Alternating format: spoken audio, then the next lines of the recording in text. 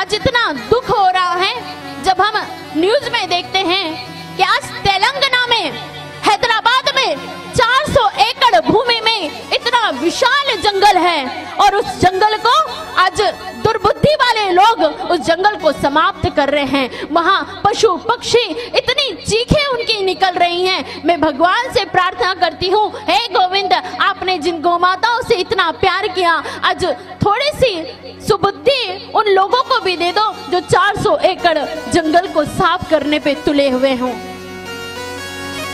अरे हमारा धर्म तो हमें प्रत्येक से प्यार करना सिखाता है।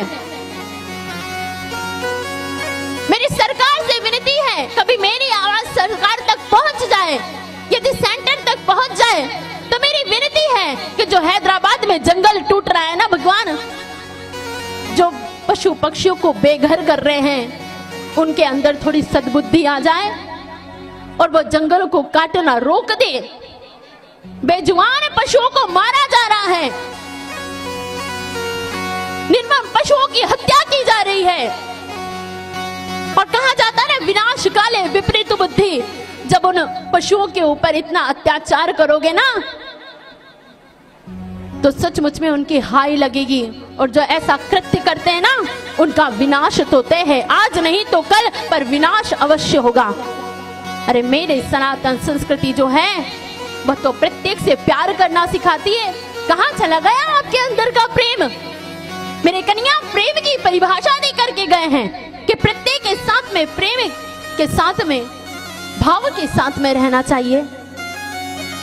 और आज जब चीखें उन पक्षियों की, पशुओं की सुनाई देती है ना, जब मैं आज देख रही थी तो इतना मन में इतनी करुणा उन पशु पक्षियों के लिए हो रही थी कि मेरा कृष्ण कन्हैया तो सोचते हैं कि ये मनुष्य जो है वो इस सृष्टि को बहुत अच्छे से इसका पालन करेंगे, पर कहीं कहीं ऐसे दुर्बुद्धि वाले लोग आ जाते हैं, ऐसे दुष्ट लोग फंस जाते हैं जिन्हें कुछ समझ ही नहीं आता कि अरे इनके अंदर भी तो कोई भगवान बैठा हुआ है, इनमें भी तो कोई पीड़ा होती होगी, इन्हें भी तो कोई दुख होता होगा।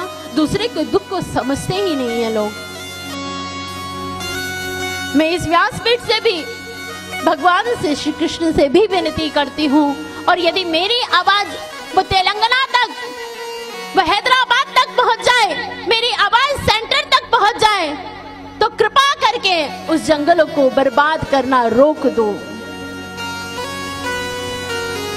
ताकि कई जीवों की हत्या बच सके और बेचारे वो पशु पक्षी बेघर होने से बच सके।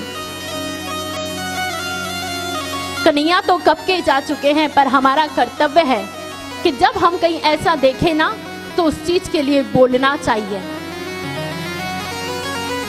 और सभी लोग विनती करना कि वो 400 एकड़ का जो जंगल है, जो कट रहा है, जो धू धू करके जल रहा है, शायद उनकी मति शुद्ध होकर के, और जितना थोड़ा बहुत उन्होंने नुकसान किया हो तो कर दिया हो, पर अब ना करें, अब शायद उनके करुण पुकार को सुन ले।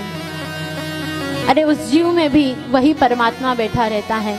जितना तकलीफ, जितना दर्द हमें हमारी उंगली जलने पर या कोई कांटा लगने पर जैसा होता है ना, ऐसे ही पशु पक्षियों को भी होता है महाराज।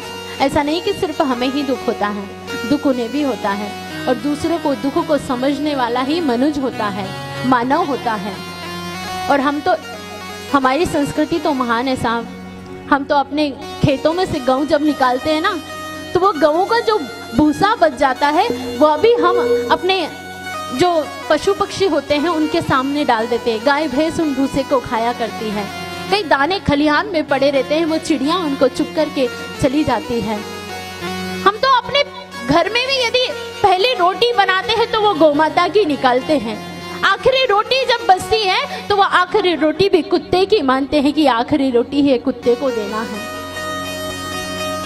नागपंचमी या कोई सा ऐसा त्योहार पड़ता है और नाग हमारे द्वार पे आ जाए ना, तो महाराज हम तो वो विषैले नाग को भी दूध पिलाते हैं। ऐसी संस्कृति है हमारी। हम तो किसी जीव को कभी भी स्वप्न में भी दुख पहुंचाने का नहीं सोच सकते। पर आज जब वो तेलंगाना की तस्वीरें जब मेरे सामने आए ना, तो मेरा हृदय तो विदीर्ण हो गया। हे द्वारिकाधीश, हे कृष्ण कन्हैया, मैं आपसे भी विनती करती हूँ कि उन दुष्ट लोगों में थोड़ी सद्बुद्धि दे दो प्रभु, जो उस जंगल को टूटने से, उसे बर्बाद होने से बचा सके।